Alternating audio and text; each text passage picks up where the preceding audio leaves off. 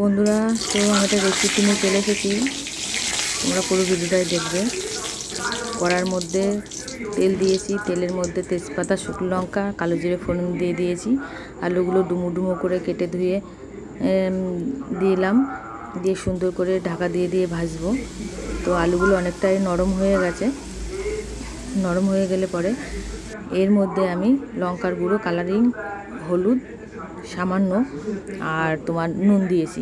দিলে আলুটা অনেকটাই মজে গেছে। তারপরে কেটে রাখা চাল কুমড়োগুলো দিয়েছি, যে গোটা গোটা কাঁচা লঙ্কা দিয়ে দিলাম। দিয়ে আমি এটা নাড়াচাড়া করে ঢাকা দিয়ে দিয়ে পুরো রান্নাটাই করব।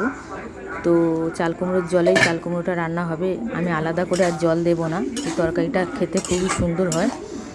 তো অনেকটাই মজে গেছে।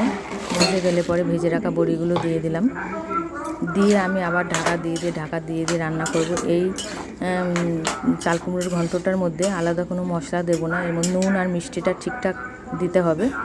তো ভাত রুটি দুটোর সাথে খুব সুন্দর লাগে খেতে। তো পুরো রান্নাটাই ঢাকা দিয়ে করলাম। ওই চাল কুমড়োর জলে চাল কুমড়োটা সিদ্ধ হয়ে গেছে পুরোটাই।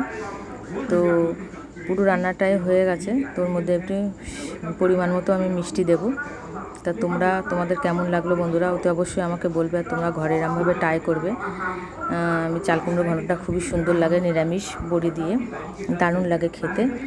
তো আলুটা আগে ভেজে নিয়েছি, আলুটাও মুখে পড়লে খুব সুন্দর লাগে খেতে। তো তোমাদের কেমন লাগলো তোমরা ওতে অবশ্যই আমাকে বলবে। আর তোমরা ঘরে এরমভাবে ট্রাই করবে, দেখবে খুব সুন্দর লাগে এই চাল কুমড়োর ঘন্টটা। Tata, by.